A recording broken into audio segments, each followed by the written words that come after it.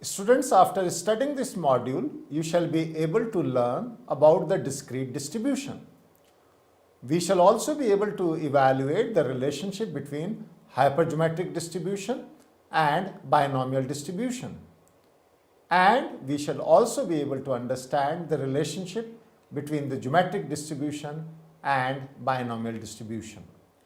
To begin with, discrete probability distributions include the uniform distribution, the binomial distribution, multinomial distribution, hypergeometric distribution, negative binomial distribution, Poisson and geometric distributions. By definition, the random variable in each distribution can take on definite values only. Each distribution is easily represented graphically by a histogram or in a tabular form. This module looks at two main distributions, hypergeometric distribution and geometric distribution. In understanding them, it is easier to relate them to the basic binomial and negative binomial distribution respectively.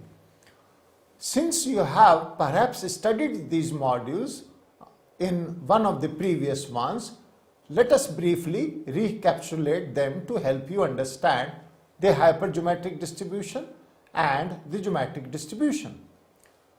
The binomial distribution applies for a random discrete variable x if the following conditions are met, which are: the number of observations n must be fixed, each observation is independent of other observations, each observation represents one of the two outcomes only that are designated as successes or failure, and the probability of success as denoted by P is same for each outcome.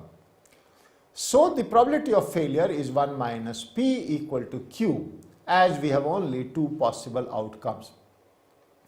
This binomial distribution is denoted as small b, in bracket we write n and p, where n and p are the characteristics that define the distribution and also known as the parameters.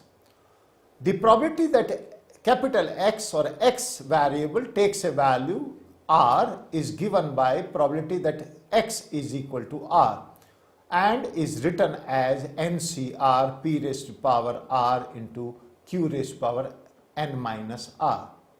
The hypergeometric distribution is a special form of the binomial distribution.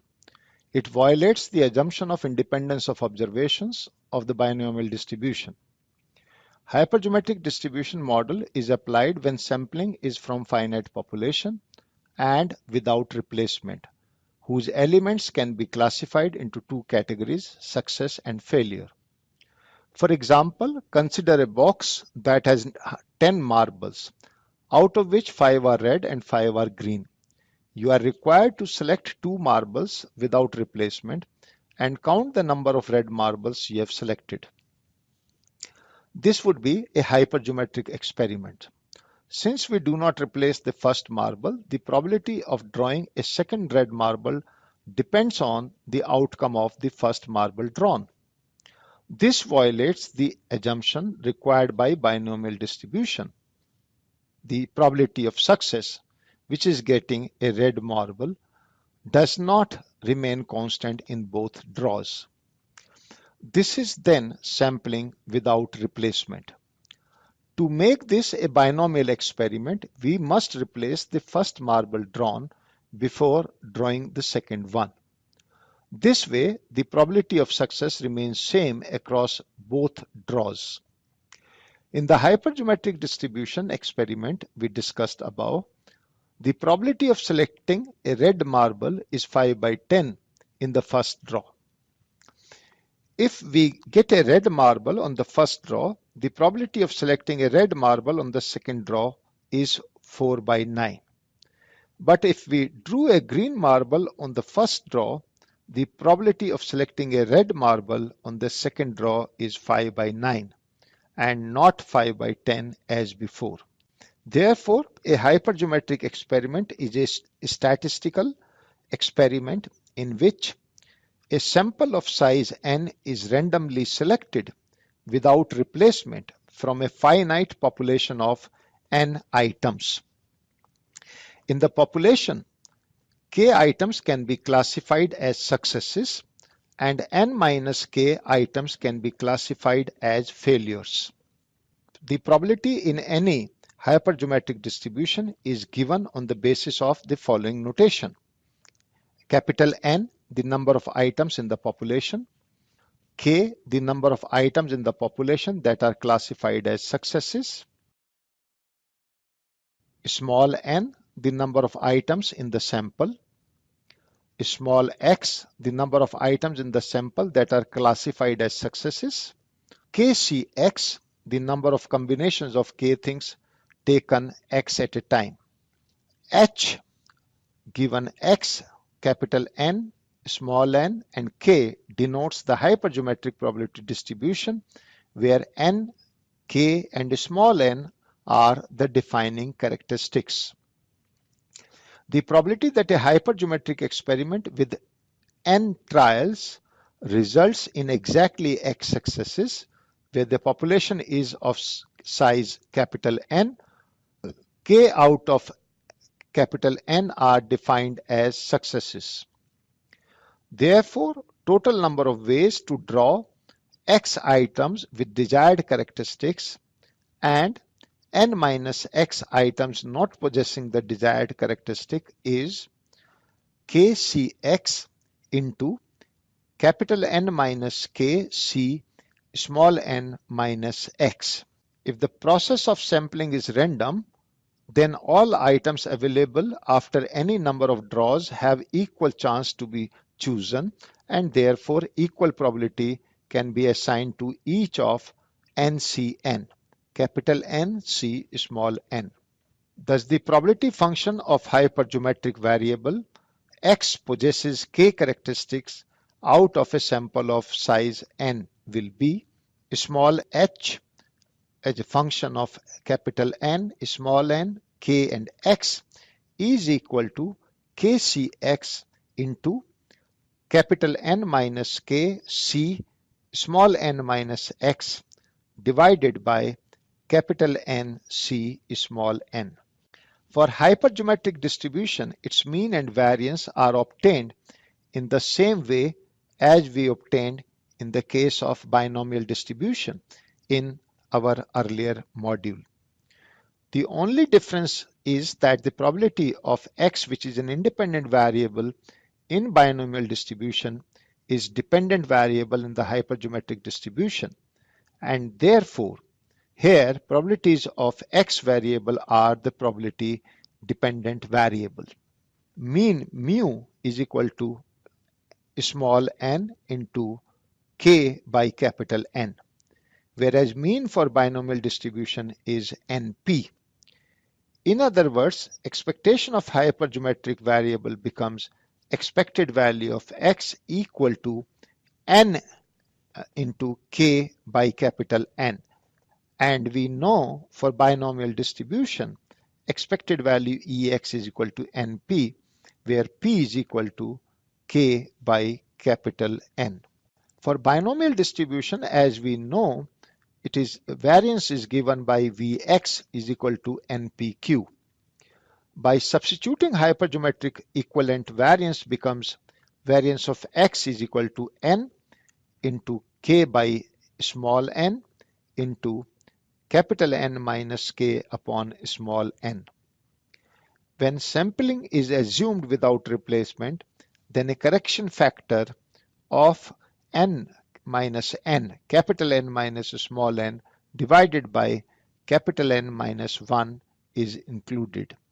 Thus, for hypergeometric distribution, variance is given by variance of x is equal to n into k by capital N into 1 minus k upon capital N into capital N minus small n divided by capital N minus 1. A box of 20 marbles has 75% blue marbles and rest are green. Assuming that 10 marbles are drawn at random, what is the probability of drawing 6 blue marbles if we do not replace each marble after a draw? Given capital N is equal to 20, small n is equal to 10, capital M is equal to 15 and X is equal to 6. Therefore, the probability of drawing 6 blue marbles and the rest 4 green marbles is the probability X is equal to 6 is equal to 15 C6 into 20 minus 15C 10 minus 6 divided by 20C10.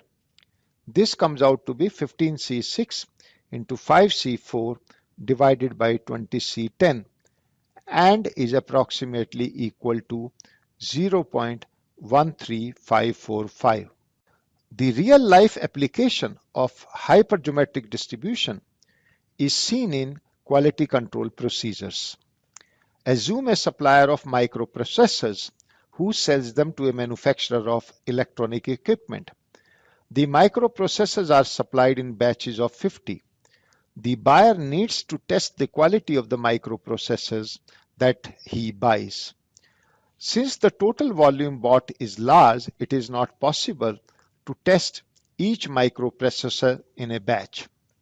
The buyer considers approving and paying for a batch if it finds that no more than 5 microprocessors in the batch are defective. It is expensive and time-consuming to check all 50 microprocessors in the batch, which requires some quality control procedure. The buyer selects 10 microprocessors from a batch and accepts it if it finds at most 2 defective ones. The probability of accepting a batch is given easily with a hypergeometric distribution. Let us consider another example in the context of business. Suppose an IT firm has a crèche facility for its women employees who have children in the age group of 3 months to 3 years within the office premises. It wants to constitute a group of employees to oversee the crèche functioning, and it wants the group to be of 5 employees with a majority of women in it. The firm sends out offers to 24 employees for their participation in this proposed group. Out of these 24 employees, only 8 are women. The hypergeometric distribution is useful in determining the probability of this group having the majority members as women as desired by the management of the firm. The finite population is of size 24 and the sample size is 5, which implies that the ratio of sample size to population size is 5 by 24 is equal to 0.21 or 21%. This satisfies the condition that a hypergeometric distribution is used when sample size exceeds 5% of the population size. The group of 5 will have a woman majority if the group has at least 3 women or more. This is possible in 3 ways. We can have 3 women and 2 men, or 4 women and 1 man, or all 5 women. The probability of 3 women and 2 men is given by 8C3 into 16C2 divided by 24C5 and is equal to 0.1581.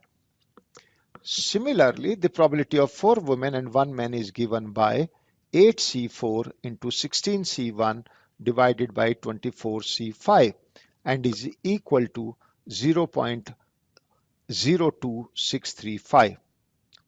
Similarly, the probability of 5 women is given by 8C5 into 16C0 divided by 24C5 and is equal to 0.001318. The probability of having a group with women majority is then given by 0.1581 plus 0.02635 plus 0.001318. The sum total is now equal to 0.185771, or there is a 18.57% chance of having a woman majority on this crèche functioning group. The hypergeometric distribution is also useful in quality inspection techniques, and the criteria used to eliminate oblique disqualify batches of inspected goods. Let us consider a manufacturer Chip Master Limited that supplies microchips to PC Corporation, which makes personal desktop computers. The microchips are supplied in batches of 50. PC Corporation as a buyer accepts batch after rigorous quality checks. In its inspection department, each batch is checked before being accepted, as PC Corporation prides itself on its strict quality control as a part of delivering consumer satisfaction. PC Corporation sets its own rules for rejecting or accepting a batch. Since testing each microchip is tedious, costly, and time-consuming, 10 chips are selected from a batch for testing. The batch is accepted if the number of defective chips are less than 4. It is also claimed internally by Chip Master that the probability of defective microchip is 0.1, so that 5 out of 50 chips are known to be defective. To find the probability of rejection of a batch, we can employ a hypergeometric distribution. Let X is equal to number of defectiveness in a batch of 10. Then P, accepting a batch or probability of accepting a batch, is probability X is less than 4, which is equal to probability X is equal to 0 plus probability X is equal to 1 plus probability X is equal to 2 plus probability X is equal to 3. Probability X equal to 0 is equal to 45C10 into 5C0 divided by 50C10. So probability of X1 is equal to 45C9 into 5C1 divided by 50C10. Similarly, for Px2 and Px3, we can find it out. Now this amounts to 0.996. There is a 99.6% chance of acceptance of a batch of microchips. This distribution is also derived from the binomial distribution with an added condition. This condition is that the trials are not fixed from the start. The trials are repeated till a fixed number of successes are reached. Returning to the example we started with, assume that we want to keep drawing a marble with replacement until we get 2 red ones. In other words, instead of finding probability of getting 2 marbles in 2 draws, we are interested in finding probability of second marble in the 10th trial. Assume X is equal to 4, so that we want the probability of finding the second red marble in the 4th draw. Now this can happen in the following ways: G, G, R, R, R, Z, G, R, Z, R, Z, R. The sum of probability of these events gives us the required probability. Such an experiment is called a negative binomial experiment.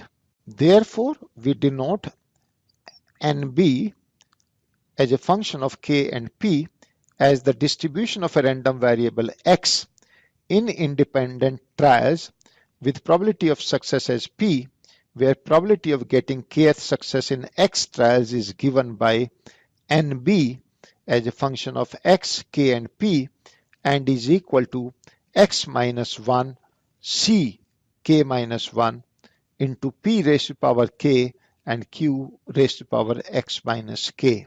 The distribution or this distribution is a special case of negative binomial distribution where K is equal to 1, which means that we need only one success. The aim then is to find the probability of trials needed for a single success. Putting K equal to 1 in the formula for negative binomial, we get G as a function of X, 1 and P to represent probability of finding the first success in X trials, which can be written as G as a function of X, 1P equal to P into Q raised to power X minus 1. Mean of the geometric distribution is given as equal to 1 upon P and the variance is given as 1 minus p divided by p square. Suppose x is the number of times a fan switch can be used before it becomes useless or gets damaged, in terms of number of times it is switched on or off. If the switch has been switched on 200,000 times, then intuitively the probability that it will work for the next 200,000 times will be lower, taking it into account some type of wear and tear of its parts. However, memory lessness implies that the probability of lasting from 1 lakh 1 to 2 lakh switches is the same as the probability of lasting between 0 and 2 lakh switches. The switch has no wear and tear as per this property. In other words, the probabilities are not impacted by how many times it has already been used. The performance of the switch remains constant in every on-off operation, regardless of how many times it has already operated in the past. This property makes geometric distribution useful in areas where we need to test efficiency of an equipment or situations where a large number of attempts are needed or when each attempt is expensive in itself. Suppose you are launching an expensive space exploration mission. You want to know whether you will be successful in, say, less than 3 missions, since that is the number of attempts budgeted for. To understand this further, we can continue with another example, maybe a call center example. The required probability assumes that the routing equipment has no wear and tear so that its efficiency at finding the first free operator remains unchanged. To summarize, as we have studied that hypergeometric distribution is a special form of binomial distribution. We have also studied that hypergeometric distribution model is applied when sampling is from finite population and without replacement, whose elements can be classified into two categories, success and failure. The only difference we have learnt is that the probability of x, which is an independent variable in binomial distribution, is a dependent variable in hypergeometric distribution, and therefore here the probabilities of x variable are the probability dependent variable. We have also learned that the negative binomial distribution is also derived from binomial distribution with an added condition. This condition is that the trials are not fixed from the start. The trials are repeated till a fixed number of successes are reached. Geometric distribution is a special case of negative binomial distribution where k is equal to 1, which means that we need only one success.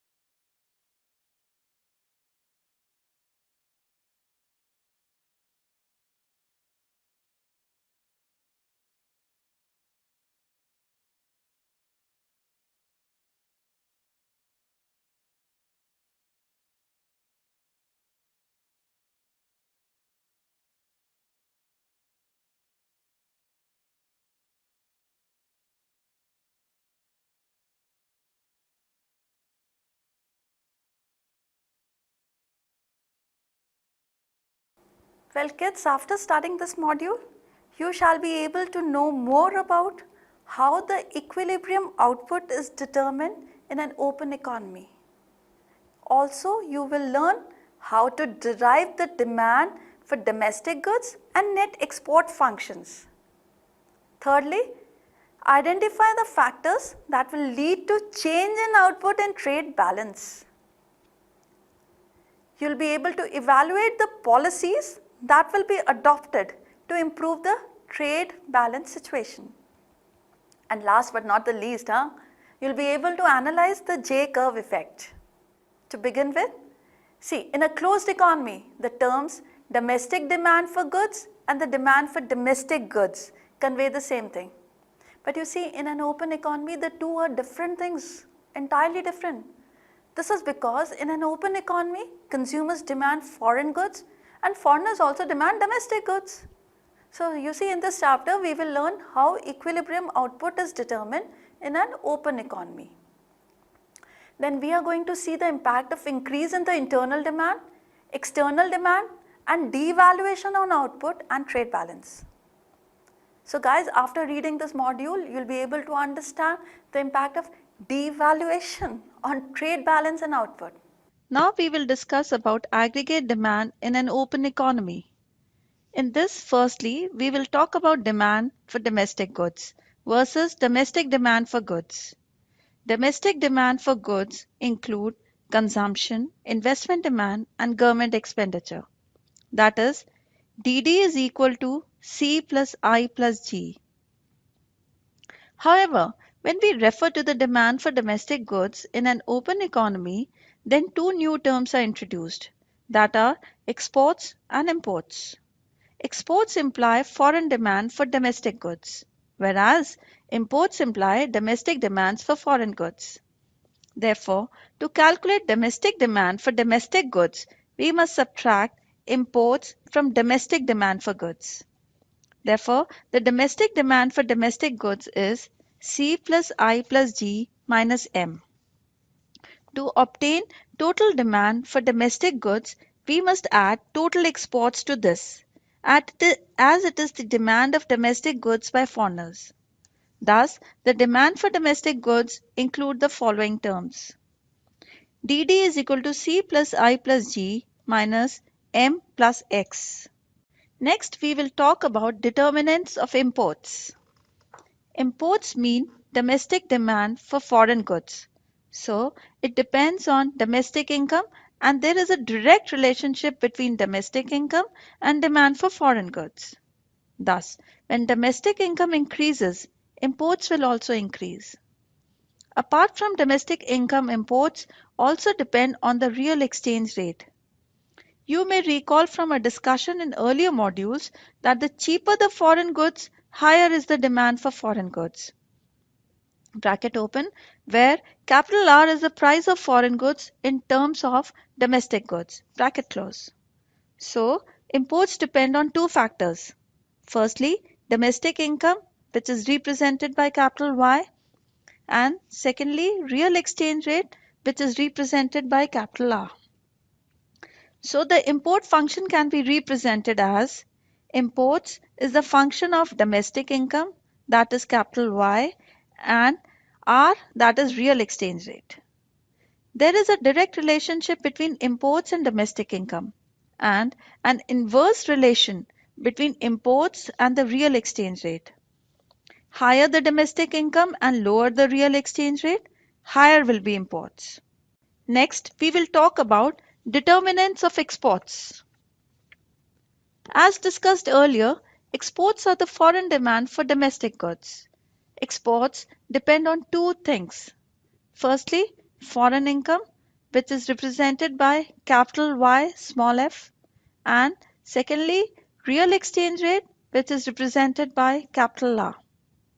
So the export function, which is also the import function of the foreign country, can be denoted as export is the function of foreign income, that is YF, and real exchange rate, that is R. There is a positive relationship between foreign income and exports, as well as between exports and the real exchange rate. Bracket open. price of foreign goods in terms of domestic goods, bracket close. Higher the price of domestic goods in terms of foreign goods, bracket open, that is lower is R, bracket close, lower will be the exports. Now, let us discuss the derivation of demand for domestic goods in an open economy with the help of graphs. To understand the concept of aggregate demand in an open economy, we need to understand the difference among the following. First, DD. It is the domestic absorption or domestic demand for goods. AA. Domestic demand for domestic goods. DD. Demand for domestic goods. Domestic demand for goods in the bracket C plus I plus G bracket close is an increasing function of income, and it includes both demand for domestic goods as well as foreign goods in the bracket or imports. So, to get the domestic demand for domestic goods, we need to subtract imports. After subtracting imports, we get AA line, which represents domestic demand for domestic goods. As the volume of imports increases with the increase in income, the distance between the two lines, that is domestic absorption and domestic demand for domestic goods, increases. Domestic demand for domestic goods has a positive slope, as with increase in income, domestic demand for domestic goods increases. But AA is flatter than domestic absorption, because when income increases, we buy foreign goods along with domestic goods. So the domestic demand for domestic goods increases less than total domestic demand. When we add exports to AA line, we get capital D, which is demand for domestic goods. As exports are independent of domestic income, these two lines are parallel, like AA, demand for domestic goods is flatter than domestic absorption. Next, we will talk about net export function. To understand the trade balance situation first, we have to derive the net export function. Net export is nothing but the difference between total exports and total imports. XS is the exports line, which is parallel to x-axis. This is because total exports is independent of domestic output. Imports line is an upward sloping line indicating direct relation between the total imports and output. MM shows imports line. When output is YE, total exports and total imports are equal. Output less than YE indicates trade surplus in the economy, and output more than YE indicates trade deficit, as total imports more than total exports. Thus, the net exports function captures the negative relation between net exports and output. Ceteris paribus, that is, given other factors like the real exchange rate, capital R. Further talking about determination of equilibrium output in an open economy. As we know, the goods market equilibrium can be determined by two approaches. The first one is output demand approach, and the second one is saving investment approach. So, plotting the relation graphically and explaining it as x-axis represents the output and y-axis the demand. The demand for domestic goods, DD, shows demand as a function of output. As discussed earlier, DD is an upward sloping line with slope less than 1. Equilibrium is achieved when demand equals output or DD line intersects the 45-degree line. Panel B shows net export function, which is a decreasing function of output. Panel A shows the economy in equilibrium at income YE. In panel B, the net export line is below the x-axis. So the economy is experiencing trade deficit YET. The real exchange rate R is assumed to be constant. Next, we will discuss. You may recall in a two-sector economy, the equilibrium income is achieved when savings and investment are equal. Well, in an open economy, the equilibrium income is determined at a point when national savings minus private investment is equal to net exports. According to the output demand approach, equilibrium will be achieved when y is equal to c plus I plus g minus m plus x. Now recall from the uses of income side, y is equal to c plus s plus t. So c plus s plus t is equal to y is also equal to c plus I plus g minus m plus x. So s is equal to I plus bracket open g minus t bracket close plus nx. S plus bracket open t minus g bracket close is equal to I plus nx, or square bracket opens s plus round bracket opens t minus g round bracket closes square bracket closes minus I is equal to nx. As discussed, equilibrium total inflows should be equal to outflows. In an open economy, we have additional sources of outflows and inflows. Apart from savings, taxes, and imports are leakages.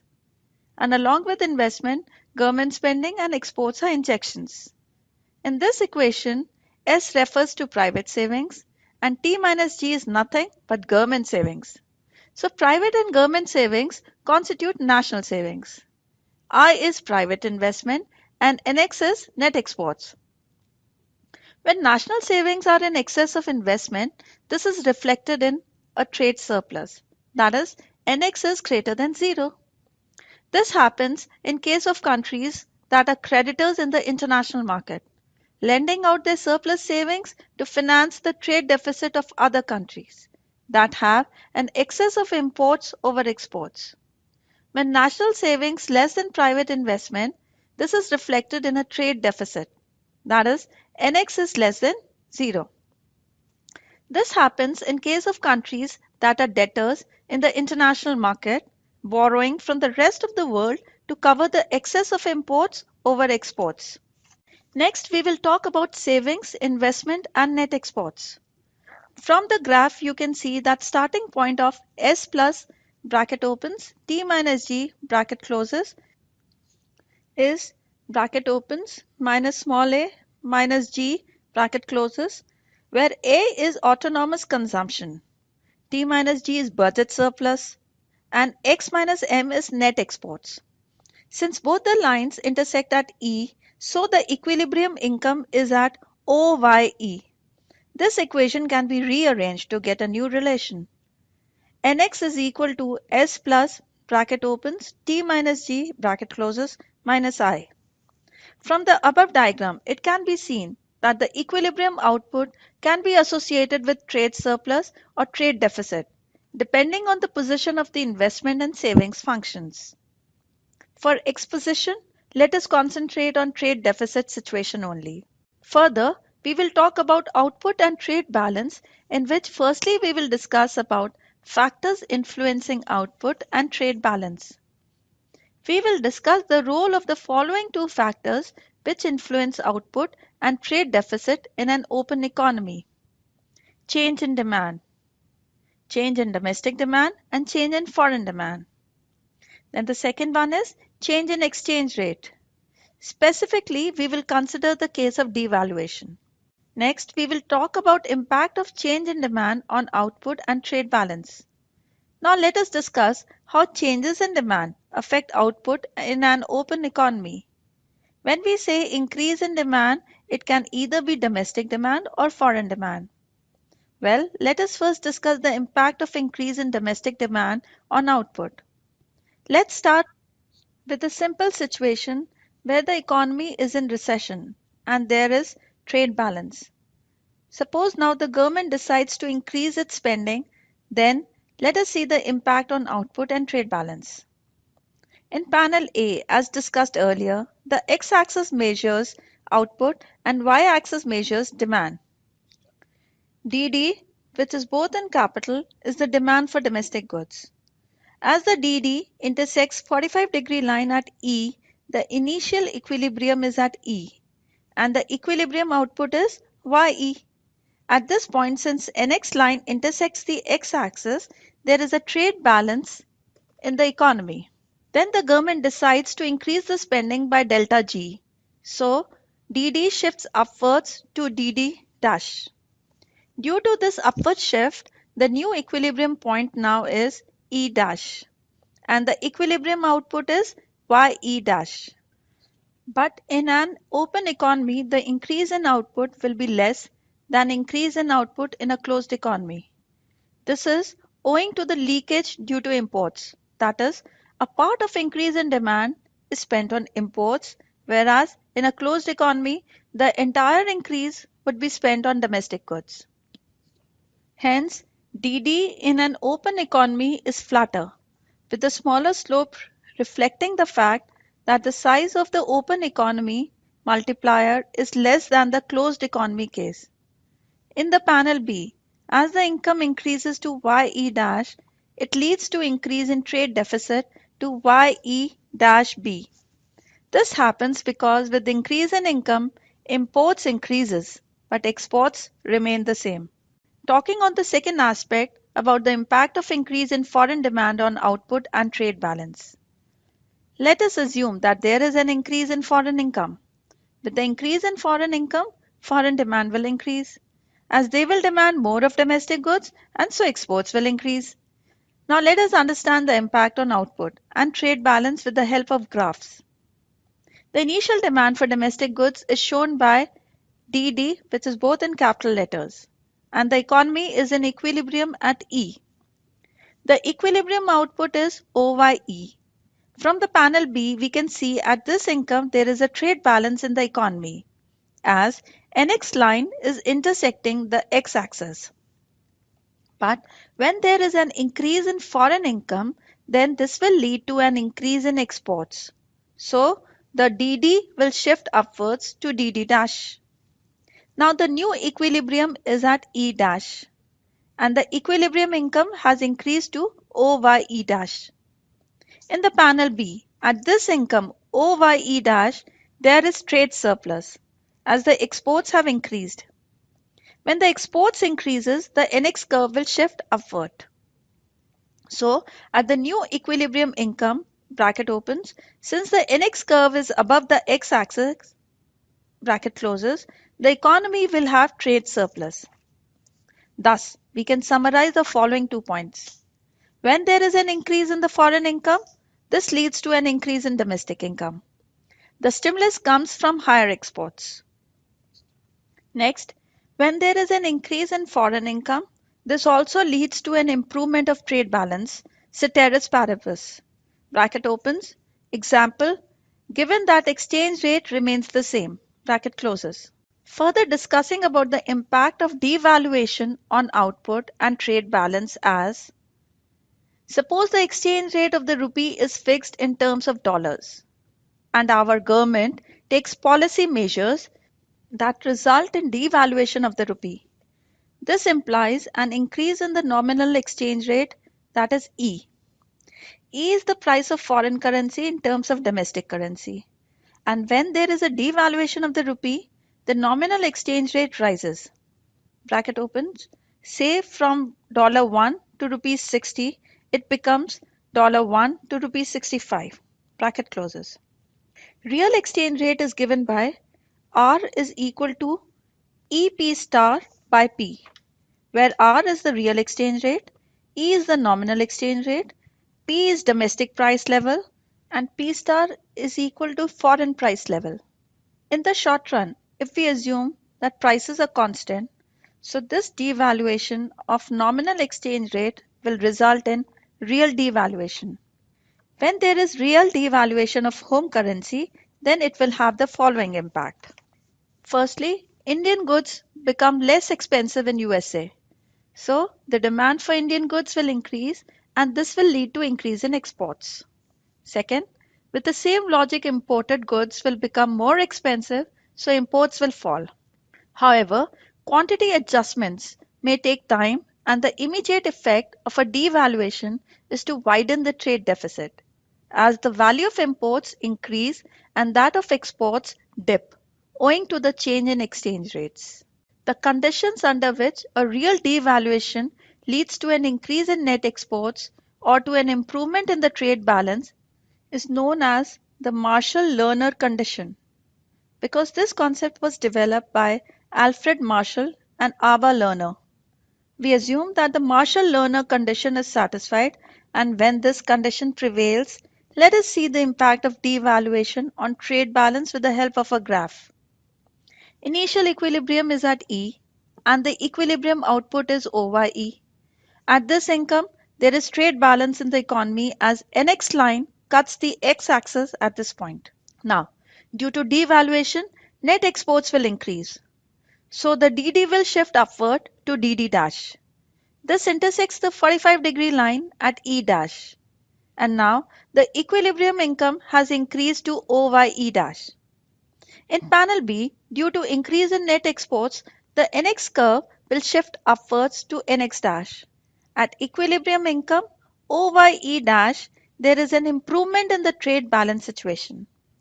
In the economy, the trade surplus is SYE dash. So we conclude that when there is devaluation, then domestic output will increase and there will be an improvement in trade balance. You may recall when there is increase in foreign income, then this also improves the trade balance. But when there is devaluation, then importers are worst hit, though there is an improvement in trade balance situation. Next, we will discuss the policy measures to reduce trade deficit and change the output. Let us take a situation where the output is at natural level, but the economy is experiencing trade deficit. So the government wants to decrease the trade deficit, keeping the output at this level. As you may recall, if there is devaluation, then the trade balance will improve, but along with this output will also increase as exports rise. And if the government is using the appropriate fiscal policy, that is contraction, then it reduces the trade deficit, but simultaneously will reduce the output in the economy. So the solution is appropriate combination of exchange rate policy and fiscal policy. Let us discuss this with the help of graphs. Initially, the economy is in equilibrium at E, and the equilibrium output is at YE. And there is a trade deficit in the economy which is equal to YED. So, now the government wants to reduce the trade deficit at the same output level. Then the policy measures are, firstly, exchange rate policy. It must devalue the currency sufficient to eliminate the trade deficit, assuming the Marshall-Lerner condition holds. But if this happens, the devaluation will lead to increase in net exports, and you can see there is no trade deficit in panel B as NX line shifts upward. But this in turn will shift the DD curve upward to DD dash. Now the equilibrium is at E dash. At the new equilibrium, income increases to OYE dash. Fiscal policy. To keep the output at the initial level at OYE, the government must contract its expenditure and or raise taxes. In consequence, DD dash will now shift downwards to DD and the economy moves back to the initial output level. But if you check panel B, at this income at OYE dash, there is improvement in trade balance. Thus, depending on the initial situation and relative effects of devaluation, the government will use its appropriate fiscal policy, that is, contraction or expansion, along with devaluation. Coming on to the J-curve effect. Well, J-curve shows effect of devaluation on the trade balance. As you may recall, devaluation leads to an increase in exports and to a decrease in imports. But this happens with a time lag. In the short run, the effect of the devaluation is reflected more in prices than in quantities. With devaluation, the price of imports increases, but the price of exports falls. But the consumers take some time to respond to the change in relative prices. Apart from this, initially the volume remains unchanged due to some pre-existing trade contracts. So in the short run, the quantity of imports and exports remain more or less the same. Since the quantity of imports has remained same but the price has increased, so the import bill will increase. Thus, it will lead to a decline in net exports. A devaluation will lead to an initial deterioration of the trade balance. But after some time, people will realize the change in relative prices and they will reduce consumption of imported goods. As domestic goods will be cheaper in international market, so foreign demand will increase, leading to increase in exports. As you may recall, we have assumed that the Marshall-Lerner condition is satisfied. So in the long run, response of volume of exports and imports becoming strong, or you may say volume effect outweighs the price effect. Thus, we can conclude the real devaluation improves the trade balance situation in the long run.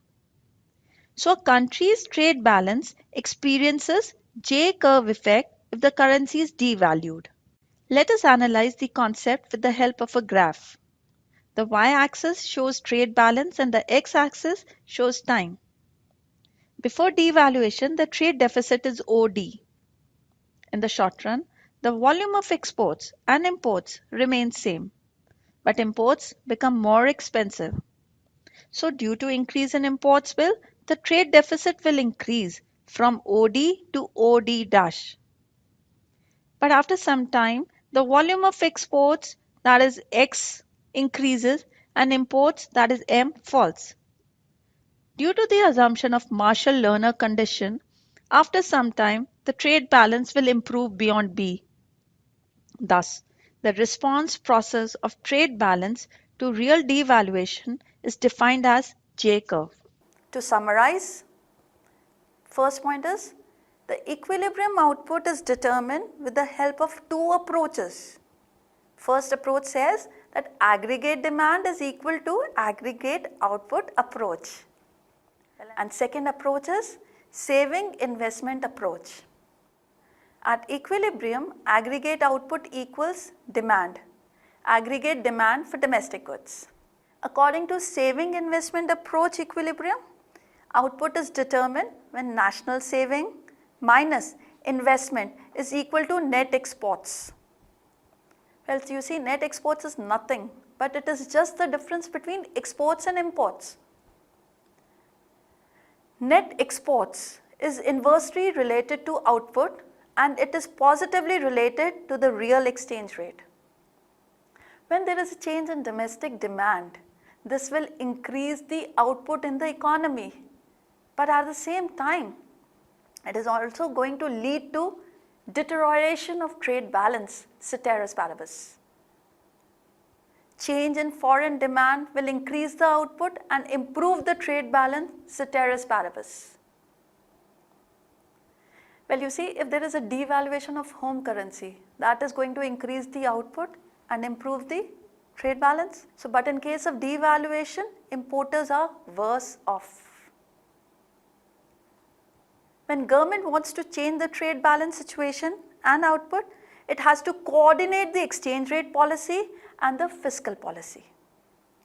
Last but not the least, when there is devaluation of home currency, then initially the trade balance situation will deteriorate, but at the same time this is going to improve after a time lag. So what do you call this concept? Yes, this concept is known as J-curve effect.